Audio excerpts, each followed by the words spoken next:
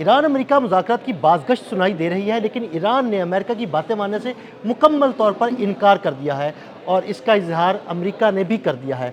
आमिर रज़ा से बात करते हैं। आमिर भाई, आप कई दिन से कह रहे हैं कि भाई मुज़ाकरात नाकाम होंगे, नाकाम होंगे, नाकाम होंगे, और अब तो अमेरिका भी कह रहा है कि ईरान ने उसकी तमाम बातें मानने से तकरीबन इनकार कर दिया है। ये बात आपकी बिल्कुल ठीक है और ये बात की तस्दीक है। जो लोग ये बात कह रहे थे, मैं उस वक्त भी उनकी बात सुन के हंसता हूँ।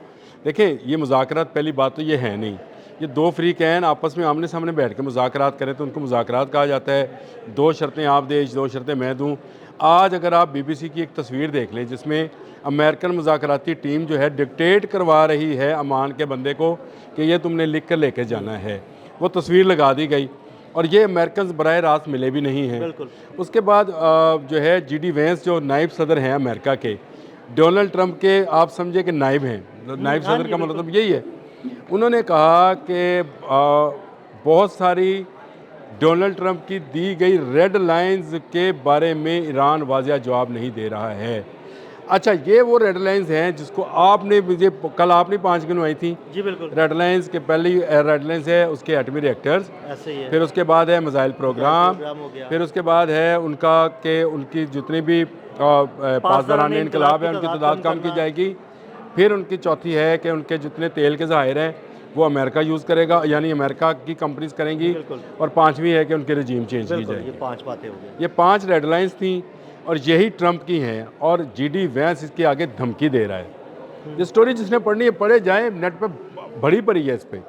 GD वेंस कहता है कि इसके बाद अगर ईरान ने कुछ ना किया तो उसका फ़ैसला डोनाल्ड ट्रंप करेगा और डोनाल्ड ट्रंप कह चुका है कि 47 साल से हमने ये ईरान के ख़िलाफ़ कोई इक़दाम नहीं किया, बातें की हैं, अब अमली इक़दाम का वक्त आ गया है। जंग होती है, नहीं होती है, इसका फ़ैसला अगर ट्रंप के हाथ में है तो जंग होगी। और अगर जंग होगी तो क्या होगा? जंग होगी तो फिर अली खामनेई का जो ग्रुप है वो तो मरने मारने पर आ गया है। नहीं, आपकी इस बात से आप जो कह रहे हैं कि अली खामनेई का ग्रुप है, मुझे लगता है कि ईरान के अंदर 2 ग्रुप मौजूद हैं। देखें, पहली बात तो ये है अदील साहब, किसी भी जगह इख्तलाफ राय होता है, इसको ना आप गद्दारी से ना कौमियत से कुछ तशबीह दी जा सकती, लेकिन एक तशबीह ज़रूर है। देखिए, मसूद पज़ेश्कियान ने वाज़िया तौर पर इन मुज़ाकरात के बारे में कहा है कि जिस किस्म की तस्दीक चाहती है दुनिया, हम ये तस्दीक देने को तैयार हैं कि हम अपने एटमी प्रोग्राम को रोल बैक नहीं करें, एटमी प्रोग्राम को एटमी वॉरहेड तक नहीं लेकर जाएंगे। ठीक है। और इसको हम जहाँ पर कहा जाएगा वहाँ पर रोकने को तैयार हैं, यानी एटमी मामलात में हम तमाम शराइत कबूल करने को तैयार हैं। ये वो मामला है जिसको लेकर अली खामनेई ने कहा था कि हम अपना एटमी प्रोग्राम रोल बैक नहीं करेंगे। यानी दोनों बड़ों में ये बात जो है, इस पे इख्तलाफ बरकरार है कि खामनेई साहब कहते हैं कि हम अपना एटमी प्रोग्राम रोल बैक नहीं करेंगे, जबकि मसूद पज़ेश्कियान कहते हैं कि हम उसको यूरेनियम की ज़्यादा से ज़्यादा जो अफज़ूदगी है एटम बम बनाने के लिए, उस तक नहीं जाएंगे। हाँ, यानी एटमी वॉरहेड बनाने के लिए जितना यूरेनियम अफजुर्दा चाहिए होता है वहाँ तक हम नहीं लेकर जाएंगे। लेकिन अमेरिका इससे आगे की बात कर रहा है। वो कहता है कि आप अपनी तवानाई की ज़रूरियात अपने तेल से पूरी करें और आप अपने एटमी रिएक्टर्स, जिनका आपने अभी मुआहदा भी किया है 5 नए एटमी रिएक्टर्स का, इनको कैंसिल करें। देखें, जो रेड लाइंस हैं उसके मुताबिक आपको अपना एटमी प्रोग्राम रोल बैक करना है। रोल बैक करने से मुराद ये है कि ये तमाम एटमी रिएक्टर्स बंद कर देना है, उसको बंद कर देना है। और इंटरनेशनल एजेंसीज जो हैं वो आकर इस बात की तस्दीक करेंगी कि इन्होंने अपना एटमी प्रोग्राम रोल बैक कर लिया। लेकिन अगर सिर्फ एटमी रोल बैक करने की बात होती तो हम कहते चलें ठीक है, इसमें मुज़ाकरात हो सकते हैं कि ये कहते हैं हम पावर बिजली यानी बनाएंगे एटमी बिजली, लेकिन उसके वॉरहेड नहीं बनाएंगे। बात तो उससे आगे की है कि आप अपना मिसाइल प्रोग्राम भी रोल बैक करेंगे, आप आसदारान इनकलाब की तादाद भी कम करेंगे। भाई, आप अगर मिसाइल प्रोग्राम रोल बैक कर दिया तो जो जंगे जून में इसराइल को जवाब दिया था, फिर उस तरह का जवाब तो किसी भी दुश्मन को नहीं दिया जा सकता। नहीं, वो इसराइल तो खैर एक इस वक्त भी एटमी पावर है, कोई मानना या नहीं मानना वो अलग बात है। इसके बाद अगर वो अपने मिसाइल प्रोग्राम को रोल बैक करते हैं और पासदारान इनकलाब की तादाद कम करते हैं तो फिर इनको तो उर्दन ही नहीं छोड़ेगा। ऐसे ही है। ये तो ना छोटे छोटे मुल्क हैं, अमेरिका के जो है वो फिजाई अड्डे भी छोटे छोटे मुल्क हैं, वो नहीं छोड़ेंगे। तो जो लोग इस खुशफहमी में थे कि ये मुज़ाकरात बड़े कामयाब है, अब्बास अरागची ने ये बयान दे दिया कि जनाब मुज़ाकरात में पेशरफ्त हुई है और नई तारीख अभी आई नहीं है मुज़ाकरात की क्या है, लेकिन हम एक मसवदा तैयार करेंगे। ये मुसवदा उन्हीं रेड लाइन्स पर, और मैं आपको अभी बता रहा हूँ, इस पर आप मुझसे कल वीलॉग कर लीजिएगा, परसों कर लीजिएगा, जब दिल करेगा कीजिएगा। अली हामनाई टोटली रिजेक्ट करेंगे इस सारे के सारे प्लान को। बिल्कुल। और अगर आप ये समझते हैं कि मसूद पशकियान जो हैं ये बड़े पॉपुलर लीडर हैं ईरान के, तो ये गलत फहमी होगी। अगर हम ये पॉपुलर समझें, लीडर तो अली खामनेई ही है, इसमें कोई शक नहीं है, पॉपुलर लीडर मैसेज वही है। में अगर किसी की बात सुनी जाती है तो वो अली खामनेई है, ऐसे ही है। क्योंकि वो उनके मजहबी पेशवा हैं और उनको इमाम हमीनी की जगह पर ये सीट दी गई हुई है।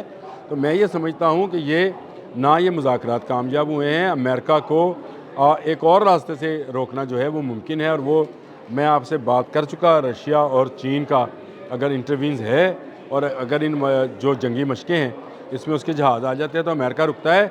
नहीं तो जिस दिन जलाल्ड आर फोर्ड पहुंचा, अमेरिका के 2 बहरी बेड़े खलीज में जमा हो गए, उसके बाद वो ईरान के साथ जंग करेगा, क्योंकि उसको 2 जगहों से सपोर्ट हासिल होगी और तीसरी उसके पास उर्दन की एयर बेस है। जी बिल्कुल। तो ये तीन तरफा जंग जो है ये ईरान अफोर्ड नहीं करता है, और ईरान जो है इसके लिए ही तैयारी कर रहा था। लेकिन एक अच्छी मूव ये है कि ईरान ने इन्हीं मशकों को, जो कि मैरीटाइम सिक्योरिटी मशकें थी, उनको तब्दील करके जंगी मशकों में तब्दील कर दिया। ये एक अच्छा है कि आपने हुर्मुज़ जो है, जो कि इंटरनेशनल गुज़रगाह है तेल की, उसको अगर महफूज बनाना है, अगर वो उसको महफूज बना लिया गया तो फिर अमेरिका का 2 बहरी बेड़े यहाँ पर ज़्यादा अरसा टिकेंगे नहीं। बिल्कुल ठीक। और ये मैं आपको बात एक बता दूँ कि अमेरिका इस वक्त शदीद माली बहरान का शिकार हो जाएगा अगर उसने ये जंग छेड़ी। तो ये बात अब उसने शायद ये समझ लिया कि उसके पास पैसा बहुत है, लेकिन देखें इतनी बड़ी जंग जो कि ईरान जैसे मुल्क के साथ लड़ी जाएगी, उसके लिए बेपनाह पैसा चाहिए। पहले ही फाइनेंशियल स्ट्रेस में है अमेरिका, और उसी स्ट्रेस में उसने वेनेजुएला पे भी हमला किया था। इसी स्ट्रेस को लेकर वो पूरे तेल पे कब्ज़ा करना चाहता है, मिडल ईस्ट के भी, यानी मिडल ईस्ट में सिर्फ ईरान नहीं, बाकी जो खलीजी ममालिक हैं उनके तेल पर भी कब्ज़ा करना चाहता है। और इसीलिए JD वेंस जो कि नायब सदर हैं डोनाल्ड ट्रंप के, उन्होंने ये कहा कि इसका फ़ैसला डोनाल्ड ट्रंप करेंगे। और डोनाल्ड ट्रंप इस वक्त जिस मूड में हैं, जिस तरह की वो जंग ईरान से लड़ना चाहते हैं, उसमें अगर आप अली हामनाई साहब और के बयानात कल के और ये बयानात को जोड़ कर देखें तो जंग ज़्यादा दूर नहीं है। ये ठीक है, मुज़ाकरात का रास्ता खुला रखना चाहिए, उसके लिए मसूद पशकियान जो हैं वो हर चीज़ पर शायद राज़ी होने को तैयार हैं। अगर वो इस बात पे राज़ी हैं कि कोई कमेटी बनाई जाए और वो आकर हमारे एटमी रिएक्टर्स को चेक करे, तो इसका मतलब है वो इसको रोल बैक करने पे भी तैयार हैं। अभी मिसाइल प्रोग्राम्स की है, और JD वेंस का वो जो रेड लाइन्स है ना, हम बात करते हैं कि ईरान की ये रेड लाइन, मतलब मैं कहता हूँ एटमी प्रोग्राम ईरान की रेड लाइन है। ये रेड लाइन जो है मिसाइल्स प्रोग्राम की, ये ईरान की रेड लाइन है। ये पासदारान इनकलाब ईरान की रेड लाइन है। ये अगर आप इन 500 चीज़ों को गिन लें, तेल ईरान की रेड लाइन है और हुकूमत ईरान की रेड लाइन है, तो इसका मतलब ये है कि यही रेड लाइन्स जो हैं नोट करके दी गई हैं ईरान को कि भाई अपनी रेड लाइन को आप जो है ग्रीन लाइन में तब्दील करें, और हम आकर चेक करेंगे कि पासदारान इनकलाब की तादाद कितनी है, उनके पास वेपन्स कितने हैं। और यही सारा ड्रामा और फ्रॉड इराक के साथ किया गया था। इराक के साथ भी यही किया गया था। इराक ने तस्लीम कर लिया कि मैं खोलने लगा हूँ दरवाजे अपने, आए चेक करें मेरे पास ये चेक किया, सारा कुछ सारी उन्होंने रेकी कर ली, उसके बाद ईरान को जो है ना वो उस पर हमला कर हाँ, मुझे बताएं, यहाँ तो ये सूरत हाल है कि दुनिया के किस मुल्क के आप ज़रा हाथ रखें और लोगों को ये नहीं पता कि उनके साथ वाला जो बंदा है, मियाँ को ये नहीं पता कि बीवी अमेरिकन एजेंट है, या बीवी को ये नहीं पता कि उसका मियाँ अमेरिकन एजेंट है।